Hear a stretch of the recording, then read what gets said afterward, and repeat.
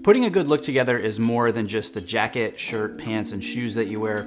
It's those small details and accessories that can really make the outfit and pull everything together. So in this video, 15 of the most essential accessories for guys. Before we start, make sure to subscribe so you never miss a video.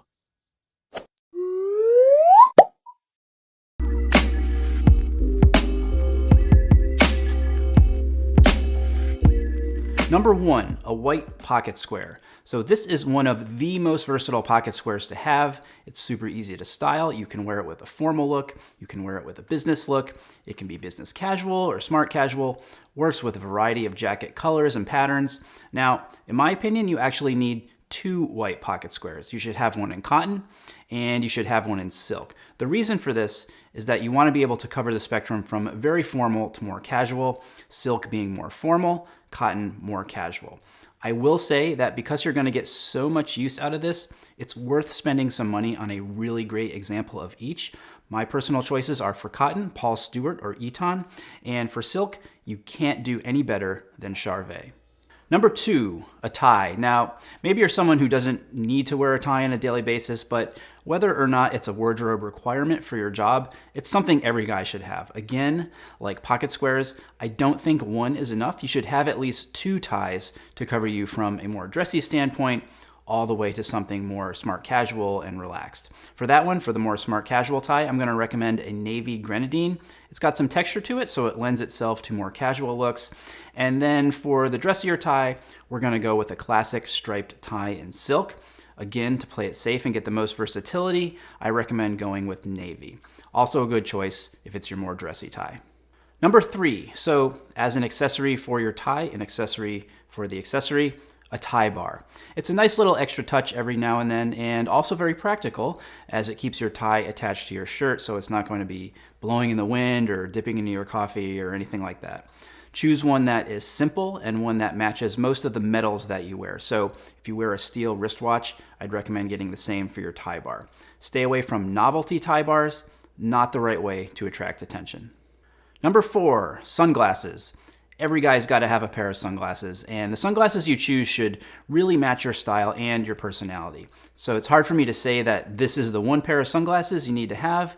If you've got a more classic style, I might try some Clubmasters. If you've got a more sporty style, you might look into some aviators like a classic Ray-Ban, Randolph Engineering, or American Optical. If you've got classic style and you're comfortable and confident with sunglasses, I would try something by Persol, either the 649 or the 714. Number 5, a scarf. So scarves serve 2 purposes: practical, they keep you warm, and aesthetic. They look nice, they can be an accent, they can complement your outfit, and actually pull everything together. Again, the scarf you have should reflect your style and personality. I would recommend a wool scarf. If you're a more traditional guy, just go with something in a solid color. Navy is always a great choice. Camel or burgundy if you're looking for something maybe a little more seasonal.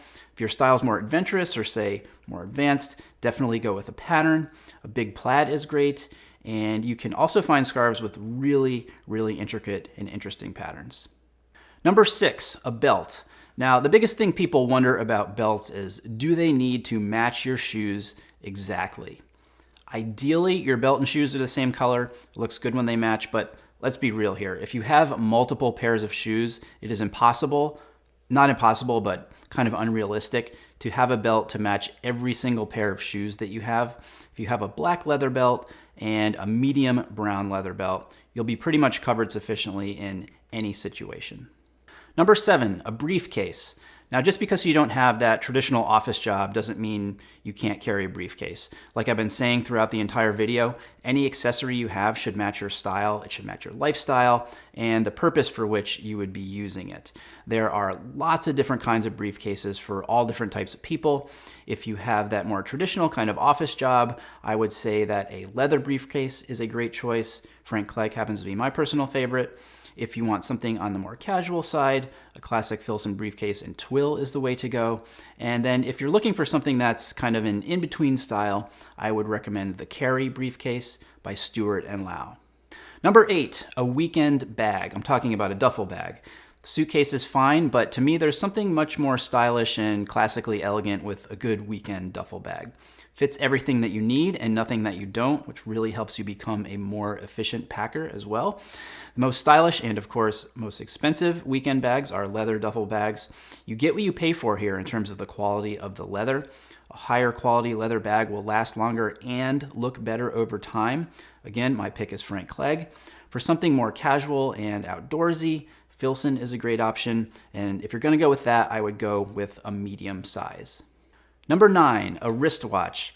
Come on, you couldn't be here and watching this video and not know that I was going to choose a watch. I think it's good to have 2 watches in your collection. You need to have a dress watch as well as something on the sportier side. Dress watch should be something rather simple. It could be time only, just have a sweep seconds hand, possibly a date window, and on a leather strap. Sporty watch can be bigger on a metal bracelet.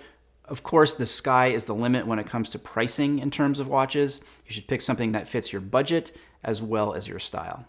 Number 10, a wallet.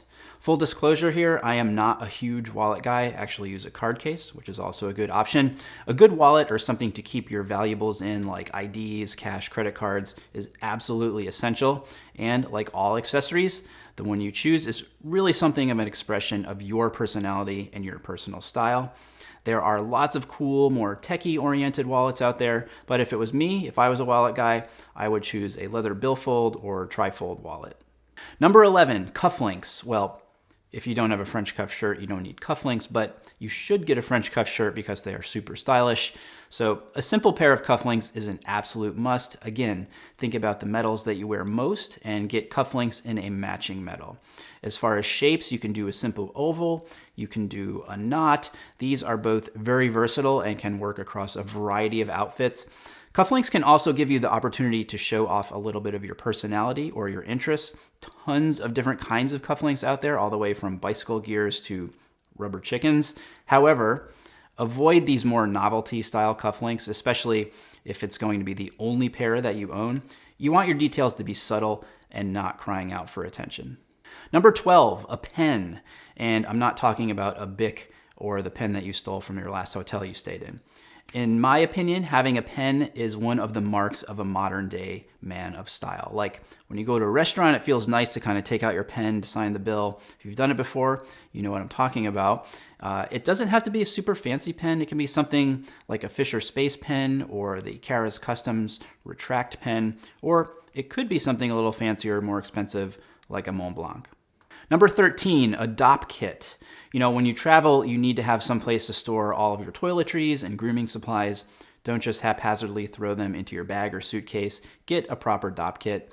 A decent DOP kit will run you around $30 to $40, but you can, of course, pay more for a premium product. Whatever one you get, make sure it's durable and that it's big enough to hold all of your stuff. Number 14, a pocket knife. So this is a great tool to have and one that comes in super handy when you least expect it. From opening up packages to cutting twine to spreading peanut butter or just being the guy who has the knife when someone randomly asks, hey, does anyone have a knife?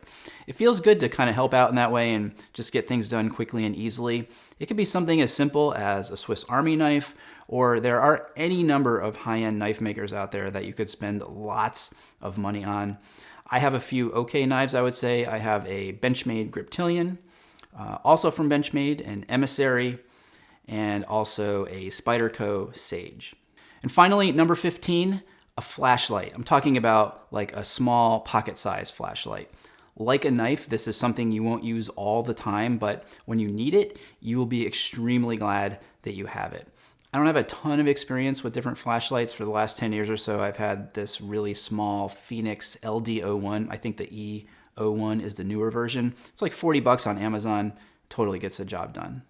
So those are my 15 choices for the most essential accessories for guys. If you have specific recommendations for products or brands in any of those categories, definitely leave them in the comments for everyone to see. I've put links to some of my favorites, both at a more budget or affordable price point, as well as a more luxury price point down there.